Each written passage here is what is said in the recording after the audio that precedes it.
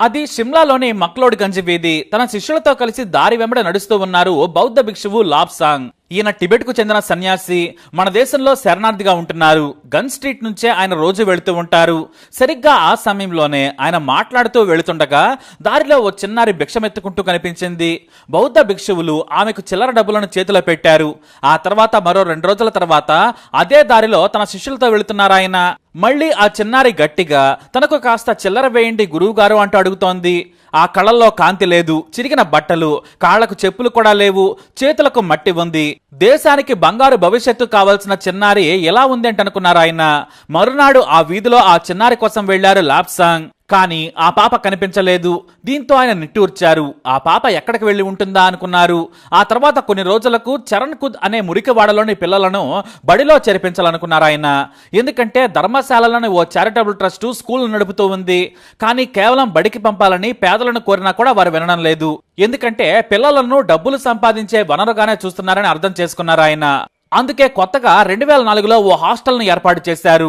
కేవలం పిల్లలను మా స్కూలుకు పంపితే చాలు, బట్టలు, తిండి, పుస్తకాలు, ఆరోగ్యం అన్నీ చూసుకుంటామని హామీ ఇచ్చే పని మీద వెళ్లిపోయారు ఆయన. అయితే సరిగ్గా ఓ ఇంట్లో తాను వెతకాలనుకున్న ఆ చిన్నారి కూడా కనిపించింది. వెంటనే ఆమె దగ్గరకు వెళ్లి నీ పేరేంటి అని అడిగారు ఆ బౌద్ధ భిక్షువు. నా పేరు పింకీ హర్యాన్ అని చెప్పింది. నువ్వు చదువుకుంటావా అడుక్కుంటావని అడిగారు లాబ్సాంగ్. చదువుకుంటాను గురువుగారు అని సమాధానం ఇచ్చింది. అక్కడే ఉన్న ఆమె తల్లిదండ్రులు మాత్రం మా పాపను బడికి పంపమని చెప్పారు. మేము వీధుల్లో అడుక్కుంటేనే మాకు కడుపు నిండుతుంది, మేము పంపమన్నారు. మేమే మంచి తిండి పెడతామని చెప్పినా కూడా ఆ తండ్రి ఒప్పుకోలేదు. నీ కూతురు ఇలానే జీవితాంతం బెచ్చగత్తగా ఉండాలా? వయసుకొచ్చిన తర్వాత ఆమె జీవితం ఎటువైపు వెళుతుంది? మీ పాపం ఆమెకు శాపం కాకూడదు. మీ కూతురు గొప్ప స్థితికి చేరుకోవాలని మీకు లేదా అన్నారు లాబ్సాంగ్. మీరు తాత్కాలికమైన ఆకలి గురించి ఆలోచిస్తున్నారు. తాను చదువుకుంటే ఎంతో మందికి సాయం చేస్తుంది. చదువుకుంటే బయట ప్రపంచం ఎంత గొప్పదో తెలుస్తుంది. ఇలానే చిరిగిపోయిన బట్టలతో అర్ధాకలితో ఇలా బతకాలా? జ్వరం వస్తే మంచి మందులు దొరకవు, పండగ వస్తే మంచి బట్టలు ఇవ్వలేరు. పింకీకి ఇదే జీవితాన్ని ఇస్తారా? నాతో పంపించి ఆమె తలరాతను మారుస్తారా అని అడిగారు ఆ బౌద్ధ భిక్షువు. ఆ తల్లిదండ్రులు ఆలోచనలో పడ్డారు. బౌద్ధ గురువు పింకీ చేయి పట్టుకున్నారు. నేను ఈ పాపను తీసుకెళ్తున్నాను. పాప వివరాలు నాకు ఇవ్వండి. సరిగ్గా 4 రోజుల తర్వాత మా స్కూల్కి వచ్చి చూడండి. పింకీని అప్పుడు కూడా తీసుకెళ్లిపోతామంటే మీ ఇష్టం, కానీ 4 రోజులు మాత్రం మా దగ్గరే ఉంటుందని చెప్పారు. దీంతో లాబ్సాంగ్కు ఉన్న గొప్ప పేరును చూసి సరేనన్నారు పింకీ తల్లిదండ్రులు. ధర్మశాలలోని దయానంద్ పబ్లిక్ స్కూల్లో చేర్పించారు బౌద్ధ భిక్షువు. ఆ తర్వాత హాస్టల్లో చేర్పించారు. పింకీతో పాటు ఎంతో మంది పేద పిల్లలను బడిలో చేర్పించారు ఆయన. కానీ ఆ బౌద్ధ భిక్షువు ఆ చిన్నారులోని తెలివిని ఎలా గుర్తించారో కానీ పింకీ స్కూల్లో ఫస్ట్ గా నిలిచింది. 4 రోజుల తర్వాత భిక్షమెత్తుకుంటూ బతికే పింకీ తల్లిదండ్రులు స్కూల్కి వచ్చారు. తమ కూతురు పింకీని చూపించమని అడిగారు. ఆ స్కూల్ ప్రిన్సిపల్ కి కూడా పింకీ కథ బాగా తెలుసు. ఎందుకంటే ప్రతి తల్లిదండ్రికి బౌద్ధ భిక్షువు ఏం చెబుతారో తెలుసు. పింకీ తన తల్లిదండ్రులు వచ్చారని తెలియగానే వేగంగా పరిగెత్తుకుంటూ వచ్చి నాన్న ఒడిలో వాలిపోయింది. కానీ ఆ తండ్రి ఆశ్చర్యపోయాడు. ఎందుకంటే తన పింకీ నాటి పింకీ కాదు, మంచి యూనిఫామ్ తో మెరిసిపోతుంది. యూనిఫామ్ పై ఓ బిళ్ళ కూడా కనిపించింది. ఏంటి తల్లి ఇదని పింకీని అడిగాడు తండ్రి. నేను క్లాస్ ఫస్ట్ నానా, అందుకే మా టీచర్ ఇది పెట్టారని చెప్పారు. అంతే. ఆ తల్లిదండ్రులు కూతురును చూసి పొంగిపోయారు. బాగా చదువుకోమని చెప్పి వెళ్లిపోయారు. తమ కూతురు మంచి స్థానంలో ఉందనుకున్నారు ఆ తల్లిదండ్రులు. అలా పింకీ బాగా చదువుకుంది. ఉమంగ్ ఫౌండేషన్ పిల్లల చదువుల కోసం ఎంతో ఖర్చు చేస్తోంది.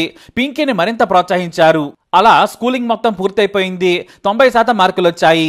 ఇక ఇంటర్లో కూడా 90% పైగా మార్కులు వచ్చాయి. అయితే నీట్లో ఉచిత సీటు దొరకలేదు. డాక్టర్ కావాలనేది ఆమె కోరిక, కానీ నెరవేరే పరిస్థితి లేదు. దీంతో మళ్లీ చదివి వచ్చే ఏడాది నీట్లో మంచి ర్యాంకు సాధిస్తానని కాలేజ్ లెక్చరర్లందరికీ కూడా చెప్పేది పింకీ. ఆ సమయంలో ట్రస్ట్ నిర్వహిస్తున్న లాబ్సాంగ్ ని కలిసి తన మనసులోని మాట చెప్పారామె. ఇక్కడ MBBS చదవాలంటే చాలా ఖర్చు అవుతుంది, కానీ చైనాలో గొప్ప యూనివర్సిటీలో తక్కువ ఫీజుతో చదువుకోవచ్చు. మేము అన్ని ఏర్పాట్లు చేస్తామని చెప్పారాయన. అధైర్యపడొద్దని, బాగా కష్టపడాలని పింకీకి చెప్పారు లాబ్సాంగ్. ఆ మాటలతో పింకీ సంతోషానికి అవధులే లేవు. దీంతో బ్రిటన్కు చెందిన ట్యాంగ్లెన్ చారిటబుల్ ట్రస్ట్ తో మాట్లాడారు.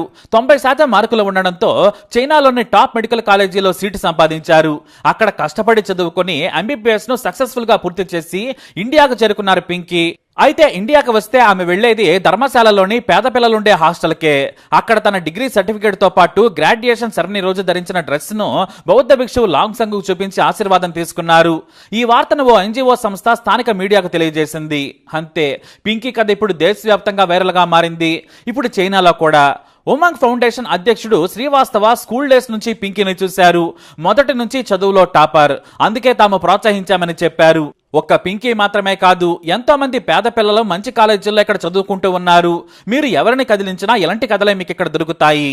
ఎంతో మంది ఇంజనీర్లు, లాయర్లు, జర్నలిస్టులు, డాక్టర్లు కూడా ఉన్నారు. కానీ పింకీ వీధుల వెంబడి అడుక్కుంటూ కనిపించింది. తినడానికి తిండి లేని స్థితిలో ఉన్న పింకీ నేడు ఎంబీబీఎస్ పూర్తి చేసిందని చెప్పారు. అయితే విదేశాల్లో ఎంబీబీఎస్ చేసిన వారు మన దేశంలో ప్రాక్టీస్ చేయడానికి ఖచ్చితంగా ఫారెన్ మెడికల్ గ్రాడ్యుయేషన్ ఎగ్జామినేషన్ లో పాస్ కావాలి. ఇప్పుడు ఆ పరీక్షకు ప్రిపేర్ అవుతుంది పింకీ.